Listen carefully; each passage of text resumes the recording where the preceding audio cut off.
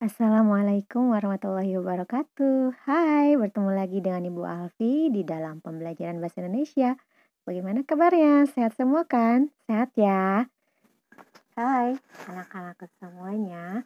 Ketemu lagi dengan Bu Guru Alfi dalam pembelajaran bahasa Indonesia.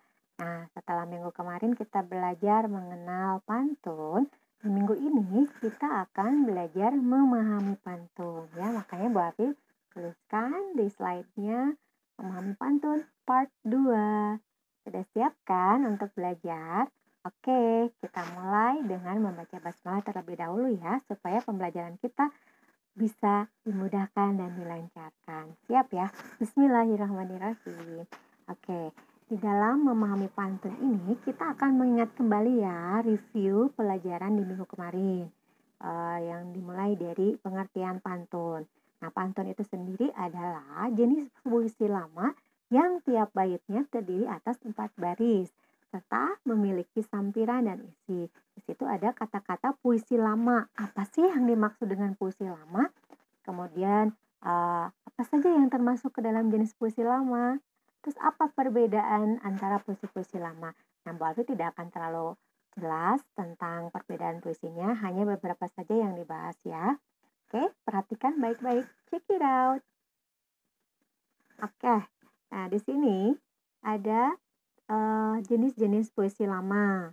Nah, dibedakan dari berdasarkan asalnya ya. Ada yang berasal asli dari Indonesia, dari Arab, kemudian juga ada dari India. Wow, ternyata asalnya puisi lama itu banyak sekali ya. Salah satunya adalah dari Indonesia. Nah, yang asli Indonesia ini ada beberapa ya. Bisa kita perhatikan di sini yang dari Indonesia yang pertama ada bidal, kemudian ada pantun yang menjadi bahasan kita, kemudian ada karmina, yang terakhir ada talibun. Nah, sedangkan yang dari Arab itu ada syair. Nah, kadang masih banyak yang sering tertukar membedakan antara pantun dengan syair. Nah, hari ini kita akan pelajari ya apa perbedaannya. Sedangkan yang dari India ada dua, ada seloka dan juga ada gurindam. Untuk pengertian puisi lamanya sendiri, tolong diperhatikan ya. Puisi lama adalah jenis puisi yang terikat beragam aturan dari segi rima, bait, hingga suku katanya. Jadi setiap jenisnya itu akan memiliki ketentuan yang berbeda. Antara bidal dengan syair akan berbeda ketentuannya ataupun ciri khasnya akan berbeda. Dengan gurinda pun juga akan berbeda. Apa perbedaannya? Kita perhatikan. Nah, di sini Bu Afi akan membahas 3 saja ya, perbedaan pantun, syair, dan karmina. Nah, asal kalian tahu, mungkin kalian sering mendengar yang namanya pantun 2 baris ya. Nah, pantun 2 baris ini dinamakannya karmina atau yang lebih dikenal sebagai pantun singkat. Kenapa disebutnya pantun singkat? Kita lihat ciri-cirinya. Yang pertama, tiap baitnya hanya terdiri dari 2 baris. Kemudian baris pertama merupakan sampiran, yang keduanya merupakan isi. Nah, setiap barisnya ini hanya terdiri atas 4 sampai 5 kata ya. Berbeda dengan pantun yang ada 8 sampai 12 suku kata, berarti kan lebih dari 4 sampai 5 kata ya. Kemudian perbedaannya dengan syair. Nah, kita lihat. Syair ini kan berasal dari negeri Arab ya. Nah, syair merupakan karya sastra yang berasal dari budaya Arab. Nah, ciri khasnya syair ini hanya mempunyai isi. Kalau pantun itu kan ada yang namanya sampiran, kemudian ada isi ya. Sedangkan yang namanya syair itu hanya isi saja. Dari baris 1 sampai 4 ya, sampai 4 itu berupa isi, tidak ada sampirannya. Dan biasanya syair ini berupa cerita yang berisi nasihat.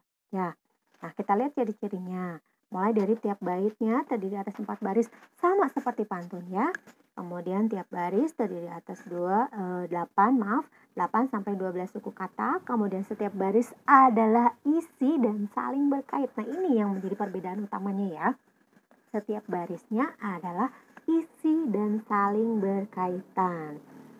Yang terakhir memiliki rima a, a, a, a. Nah, ini terkadang juga ada pantun yang memiliki rima a, a, a, a. Hanya perbedaannya adalah letaknya antara sampiran dan isi saja. Bagaimana? Sudah paham kan? Apa perbedaan pantun dan syair? Ya, kita ingat kembali ya, yang namanya perbedaan pantun itu dilihatnya dari ciri-ciri pantunnya. Dengan syair, dengan karmina, itu dari ciri-cirinya. Nah, ingat-ingat, minggu kemarin sudah belajar, ada 5 ciri pantun. Ya, pantun dengan syair bedanya apa? Kalau syair itu isi semuanya dan rimanya A, A, A, A. Kalau pantun A, B, A, B. Dan baris 1 dan 2 disebut sampiran, baris 3 dan 4 sebut isi pantun. Kalau pantun perbedaannya dengan karmina, kalau karmina hanya 2 baris, sedangkan yang namanya pantun terdiri dari 4 baris. Nah, kita paham ya? Oke, kita lanjut ke contoh pantunnya. Di sini Mbak Afi sudah berikan contoh pantun. Ada bila segulung rotan saga sudah diambil, mari diurut. Duduk termenung harimau tua melihat kambing mencabut janggut. Nah, harimau tuanya merenung, katanya, ngapain kambing nyabut janggut ya? Ini masuknya ke dalam pantun jenaka. Nah, sedangkan pantun yang di bawahnya ada lipan di atas papan, papan tertutup besi berkarat. Dengan ibu hendaklah sopan agar selamat dunia akhirat.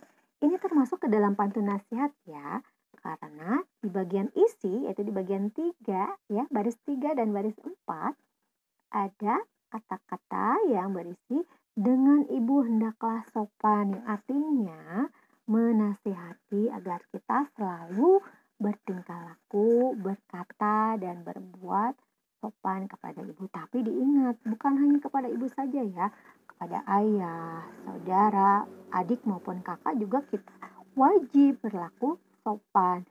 Sama adik yang masih kecil, apalagi harus sopan dan menyayangi ya.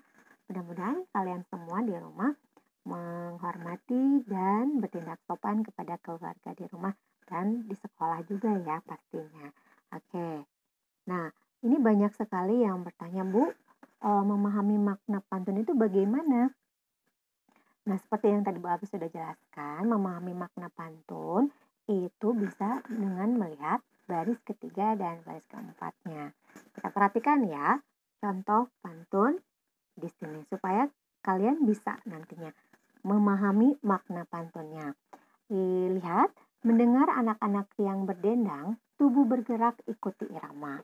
Janganlah teman banyak begadang, cukup tidur itu yang utama. Ayo, siapa di sini yang suka begadang? Diingat, kata Roma Irama juga, begadang jangan begadang kalau tidak ada artinya. Ya, aduh nggak bisa deh kalau Bu Hafiz suruh nyanyi dangdut, maaf ya. Nah, ini kita lihat ya, baris 1 dan baris 2 itu masuknya sampiran. Nah, ketika masuknya di dalam sampiran, ini tidak ada maknanya. Ya, tidak ada maknanya. Kemudian di baris 3 dan baris 4 yang merupakan isi pantun itu ada maknanya. Apa sih Bu maknanya? Ini maknanya bahwa kita perlu tidur cukup saat malam. Dengan bagaimana caranya? Dengan tidak begadang. Ini biasanya kalau di rumah kan hanya PJJ belajar ya, terus kurang aktivitas fisik, biasanya tubuh itu kurang merasa lelah, malamnya suka susah tidur. Nah, kalau saran Ibu Alfi, kalau susah tidur, baca buku, boleh mengaji terlebih dahulu ya, supaya jadinya hatinya tenang dan insya Allah ketika membaca doa untuk tidur itu akan dimudahkan untuk tidurnya ya. Mudah-mudahan bermanfaat tipsnya. Nah, anak-anakku semuanya, itu adalah cara memahami makna pantun ya. Sudah bisa? Alhamdulillah kalau sudah bisa. Kalau belum pun nanti kita akan belajar bersama-sama. Nah, sampai sini dulu pelajaran kita. Mudah-mudahan kalau ada pertanyaan silakan nanti tanyakan di Zoom pembelajaran. Jangan malu bertanya. Orang yang malu bertanya sesat di jalan. Seperti yang sudah dibilang-bilang ya, tak kenal maka tak sayang. Kalau tak kenal sama pantunnya, maka tak akan sayang sama pantunnya. Kenapa harus sayang? Supaya kita bisa belajarnya, menyukai terlebih dahulu, dan nantinya enjoy belajarnya. Oke, sekian dari Bu Alfi. Sampai bertemu di pertemuan berikutnya. Semoga kita semua diberikan kesehatan. Assalamualaikum warahmatullahi wabarakatuh. Bye.